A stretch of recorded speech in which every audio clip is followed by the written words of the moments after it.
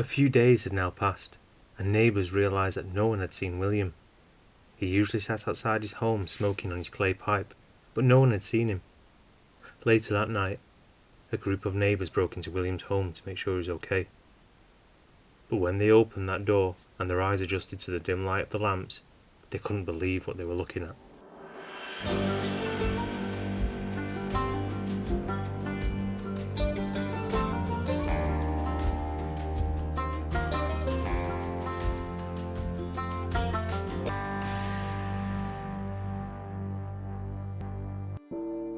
In the shadow of the 900-year-old St. Leonard's Church, William Lancashire leaned back on his stool, planting his back against the doorframe of his cottage. Slowly, he sucked on his pipe, tasting the tobacco flavours that filled his mouth. He closed his eyes, feeling the warmth of the sun on his face. He just enjoyed the moment. Then suddenly, he heard shouting. He opened his eyes and leaned forward, trying to place where the shouting was coming from. But then, he saw movement. He tried to focus with his old dimming eyes. There was a commotion in the graveyard up on the hill, overlooking his tatty cottage. He heaved his hunched body off the stool and made his way up the narrow cobbled ginnel, up to the graveyard, where he could now hear a woman crying. When he got there, two men had redug a grave, and were standing nearby with their heads hung low. And the family was standing round the hall, with the father shouting, "Where is she? Where is my daughter?" William stood at the edge of the graveyard and puffed on his pipe. He asked one of the young gravediggers, "What's going on?" "It looks like someone's come in the night and took the body of this young lass." William agreed the matter was terrible, and he turned and shuffled back down the ginnel, back to his cottage, leaving the family in peace. It had been a number of years since William's mother had died, and since moving out, his only brother hadn't spoke to him since. So William now lived alone. And it showed. He never bathed or used soap, and his home wasn't much better, filthy and damp, cluttered, to the point where he was now sick. His doctor said it was bronchitis, and he needed to start looking after himself. Some nights he was unable to catch his breath, wheezing and coughing into a dirty, tattered handkerchief.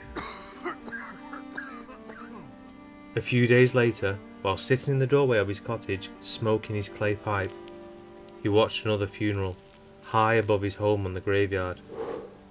He watched people in black crowded round while they had the service. He saw them get fewer and fewer after the service ended, until it was just the grave diggers filling in the grave. He tapped the pipe bowl into the palm of his hand and ran a finger round the inside of it, cleaning it out. He took one more look at the men filling in the grave and turned and closed the door to his cottage. When he left his home the next day, he saw a group of children whispering and staring at him from across the street. He knew he scared them. The small, old, twisted man that lives in the dark, tattered house.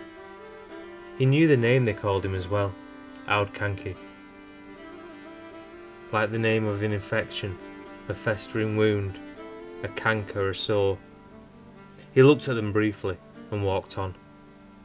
People moved out the way of his hunched figure as he walked, partly because of the smell, as he never washed, and partly because of his argumentative and rude nature. However, while he was out, he heard the gossip. Another grave had been robbed. This time, thank God, the body had been left. Things were getting so bad, family members had been sitting next to the graveside, protecting their buried loved ones, sitting there for a number of days in order to stop them from being taken by the body snatchers. It was late now, and the wind was whistling through the rotten hole in his window frame.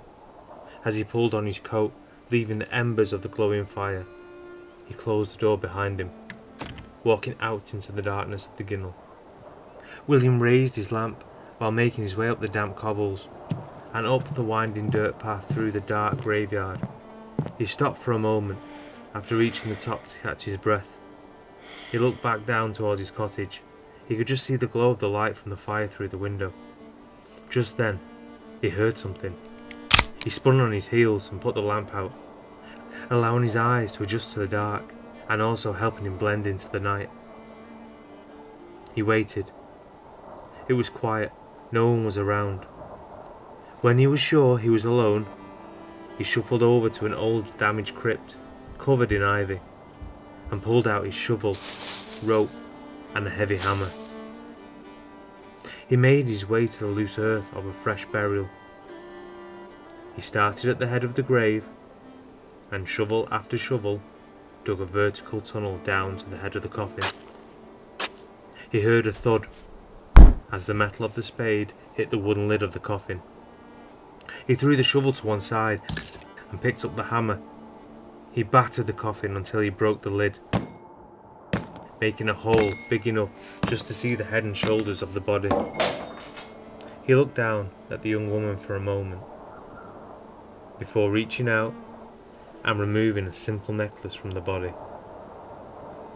He tried to get the rope under her arm and behind her back, but he couldn't, so instead he placed the rope around her neck and hoisted. He rose the woman's body to the surface. He was relieved that she came out so easily, so he wouldn't have to get the long metal hook. After placing the woman down, he filled in the hole and put his tools back in the broken crypt. He dragged the woman over his hunched back, with each arm hanging down either side by his head. He grabbed hold of her arms and set off across the graveyard, down the cobbles of the dark Ginnel and across the road to the River Irk, where he saw a dim glow of a lamp waiting for him. There was a tall man standing there. He was waiting for him by the side of a small boat filled with rope and rags. William grunted in a sign of acknowledgement to the man. The tall man walked over and helped William place the body of the woman in the boat. William climbed back onto the bank, looking around to see if they were being watched, as the taller gentleman covered the body over with the rags and the rope. The tall man reached into his pocket, and walking over to where William stood, he placed a number of coins in William's open, outstretched hand, and as soon as the money hit his skin, he turned and started walking back to his cottage. The gentleman shook his head slightly, and got into a small wooden boat, and set off down the River Irk, back into the sprawling industrial city of Manchester. This body had already been paid for, as medical students and anatomists were willing to pay cash for corpses.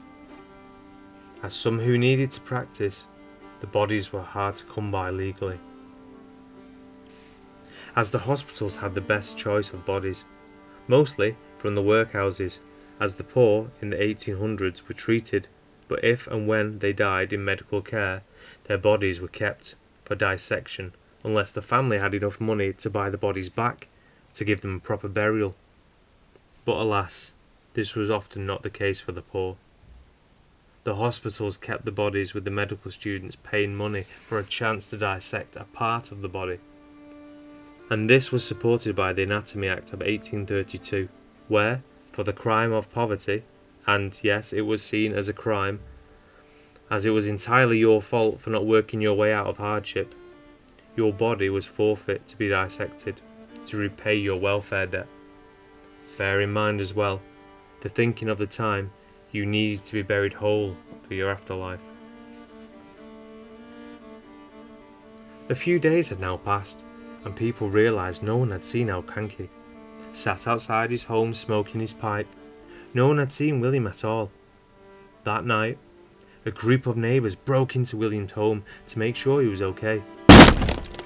But when they opened that door and their eyes adjusted to the dim light of the lamps, they couldn't believe what they were looking at.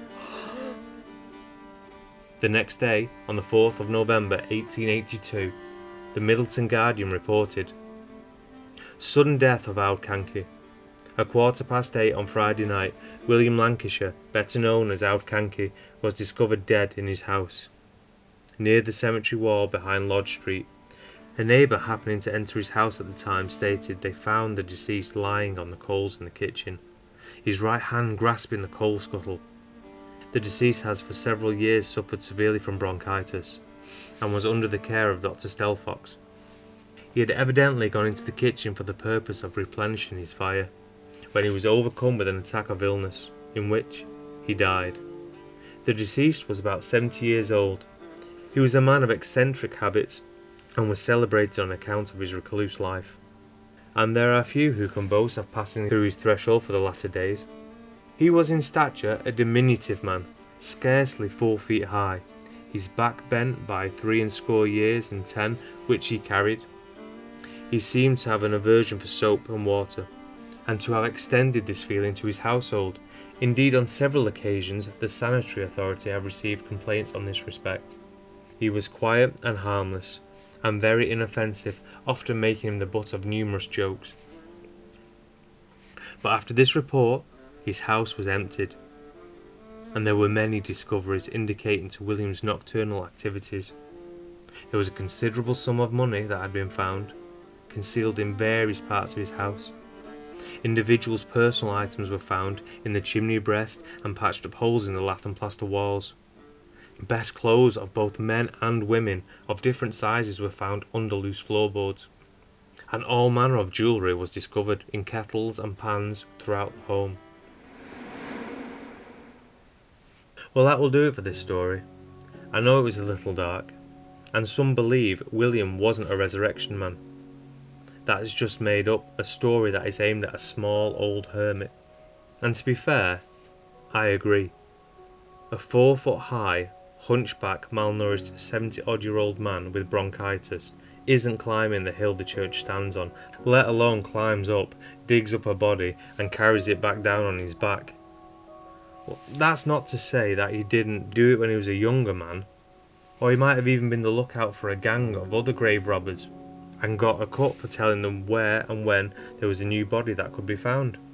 There is also a newspaper report of the death of Owd Canky, which I read out, and there are records of many families sitting by the gravesides in Middleton for a number of days, keeping guard against anyone looking to steal their loved ones. And indeed, the town's most famous man, Samuel Bamford, 19th century radical poet and reformer, kept the body of his wife for a month in his house to thwart the grave robbers and body snatchers. So there is some truth somewhere in this story. But still, when looking at history of resurrection men and body snatchers, arguably, their dirty work helped build modern medicine, or at least the work of surgeons. Let me know of your thoughts in the comments below. And if you're new here, don't forget to like and subscribe, as it really helps my channel grow. Thanks for your support. Take care.